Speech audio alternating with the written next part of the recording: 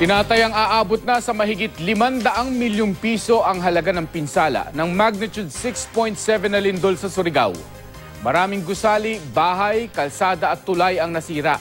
Isa sa mga pangunahing problema ng mga residente ngayon ang kawalan ng malinis na tubig. Makibalita tayo kay Von Aquino.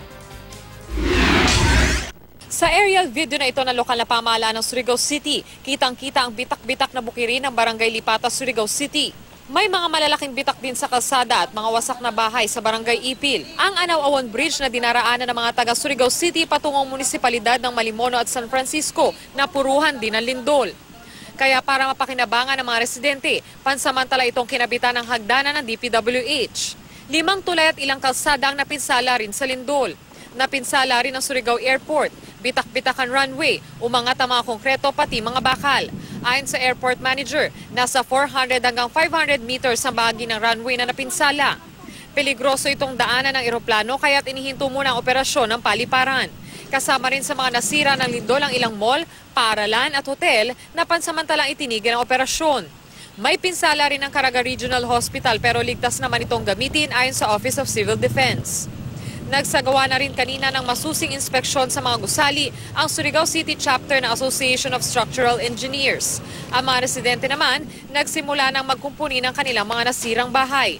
Kapagawa nga kasi saan man kami tumira.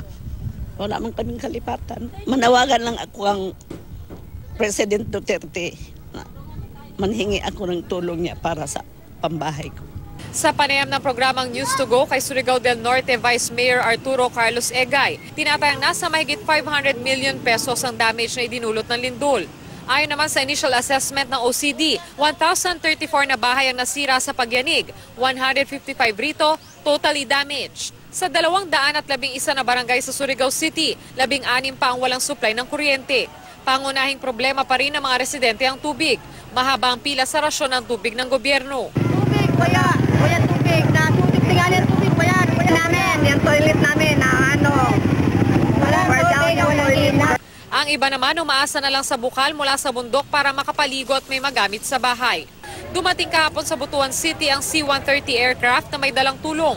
Natanggap na ng DSWD Caraga Region ang mga kumot, plastic mats, high-energy biscuits at 5 units ng water purification and filtration systems.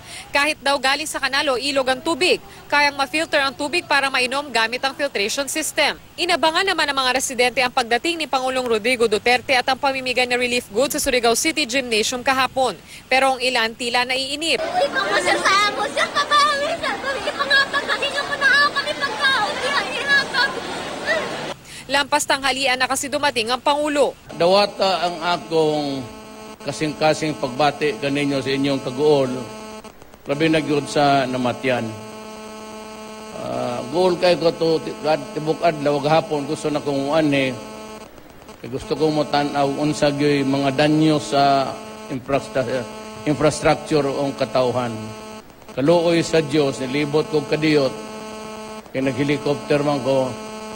Dili man gyud ingong sama sa akong nakita ngadto sa Tacloban ni adtong Yolanda. Patuloy naman ang pagbibigay ng tulong sa mga naapektuhan ayon kay Romina Marasigan, tagapagsalita ng Office of Civil Defense. May isa pang C-130 na magdadala ng supplies. Namigay na rin ang tarpaulins at tali para sa emergency shelters. Mas pinili kasi ng mga tao na magtayo ng tents gamit ang mga tarpaulins sa tapat mismo ng kanilang mga bahay. Namamahagi rin ang pagkain sa ilang lugar.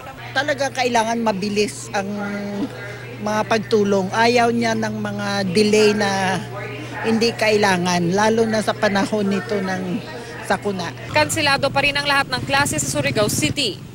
Mula rito sa Surigao City, Von Aquino, GMA News.